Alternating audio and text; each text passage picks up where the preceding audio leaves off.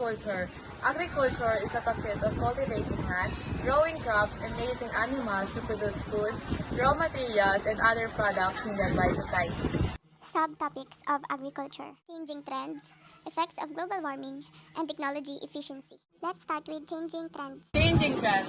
Changing trends in agriculture refer to the shift from traditional farming methods to modern practices due to globalization.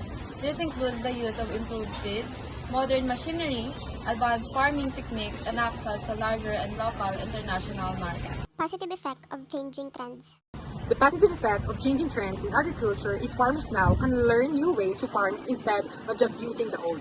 Traditional methods, they can use better seeds, tools, and machines for the countries. They can also sell their crops in bigger markets, even outside their own or country. This helps farmers grow more food, waste less, earn more money, and improve their life. Ang pagsasaka ay nagbabago dahil sa mga makabagong uso. Maraming mga magsasaka ang nakikinabang sa mga pagbabagong ito. Ako ay isang magsasaka.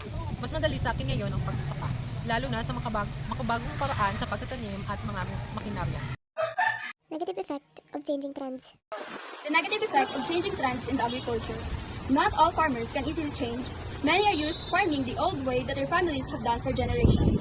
Some may not have enough money, training, or tools to use new methods. Because of this, they may feel left behind and find it hard to compete with farmers who can use modern techniques. May mga magsasaka rin na nahuhuli sa makabagong uso sa pagsasaka. Ako rin ay isang magsasaka, ngunit traditional pa rin na paraan ang aking ginagamit dahil wala akong pera at kakayahan upang bumili ng mga modernong kagamitan sa pagsasaka. Ang aking kaalaman tungkol sa makabagong pagsasaka, mas kaunti ang aking kita at mas matagal ang aking pagtatrabaho sa pagsasaka kumpara sa mga taong gumagamit ng mga makabagong makinarya sa pagsasaka. Effect of global warming. Effects of global warming on agriculture refers to how rising temperatures, changing rainfall patterns, and extreme weather conditions influence crop production and farming activities. These environmental changes affect crop growth, soil quality, and overall agricultural productivity. Positive effect of global warming. The positive effect of global warming in agriculture in certain regions, warmer temperature is caused by climate change and make the soil and air suitable for crops to grow faster. This means farmers can plant earlier in the season or even try growing new types of crops that didn't grow well before. As a result, they can produce more foods and have more variety to sell in the market. Dahil minit po ng panahon, mas maraming pananim ang mabilis tumubo, kaya mas maganda ang aking ani. Negative effect of global warming. However, the negative effect of global warming also brings extreme weather events like drought, heavy rains, and strong typhoons. This can destroy crops, wash away soil, and make farming very unpredictable. When this happens, farmers lose their harvest and income, which makes farming risky and unstable. Sa sobrang init ngayon, at pabago-bagong panahon, nasisira ang aking pananim. Technology efficiency.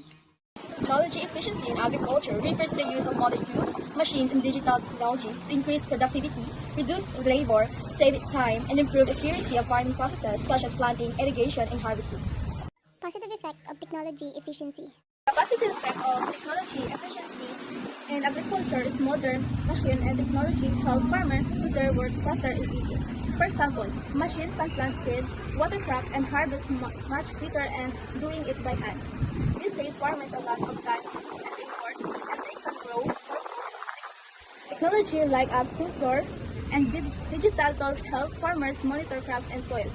This ensures crops get the right water and fertilizer needing to help their plants and less waste resources. Malaki ang naitulong ng teknolohiya sa pagpapadali ng gawain sa agrikultura. Dahil sa paggamit namin ng makabagong makina at teknolohiya, mas mabilis ang pagtatanim at pag-aani. Mas konti ang pagod namin at mas mabilis ang pag-aani dahil dito mas mabilis ang nakita. Negative effect of technology efficiency. The negative effect of technology efficiency problem is that technology and machines are very expensive. Small farmers often cannot afford them. This makes it harder for them to compete with bigger farms that have machines. Relying too much on technology can reduce traditional farming skills. If machines break or apps fail, farmers may struggle to manage their farms without them. Hamon naman sa mga magsasakang kulang sa pera at kaalaman ang paggamit ng makabagong kagamitan sa pagsasaka. Tulad ko ang isang magsasaka na hindi ko kayang bumili ng isang makina, kaya manumalo ang aking pagsaka dahil dito mas matagal ang pagkakilap ang aking magawa.